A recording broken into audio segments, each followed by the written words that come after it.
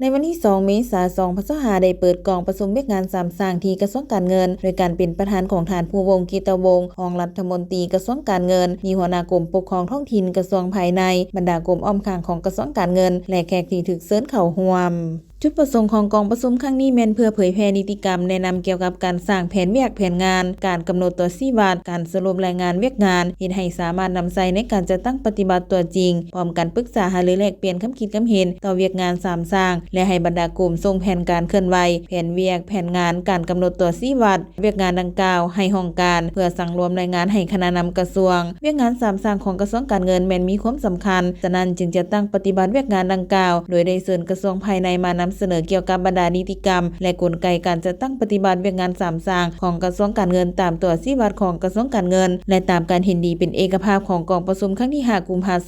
2025องค์การดังกล่าวท่านภูวงศ์ กิตวงศ์รองรัฐมนตรีกระทรวงการเงินได้มีทิศชี้นำในกองประชุมครั้งนี้โดยปฏิบัติตามทิศชี้นำของคณะนำกระทรวงการเงินและตามทิศสร้างเศรษฐกิจเอกราชเป็นเจ้าตนเองกระทรวงการเงินจำต้องสร้างความเข้มแข็งให้แก่เวียกงานสามสร้างให้เข้าสู่ลงเลิกตัวจริงในกองประชุมในครั้งนี้บรรดากลุ่มสุ่มใส่สนทนาแลกเปลี่ยนคำคิดคำเห็นแบบลักษณะวิชาการเกี่ยวกับเวียกงานตัวจริงของเวียกงานสามสร้างแนใส่เห็นให้คอดการจะตั้งปฏิบัติตัวจริงของเวียกงานสามสร้างอย่างคล่องตัวมีประสิทธิภาพและบรรลุตามระดับคาดหมาย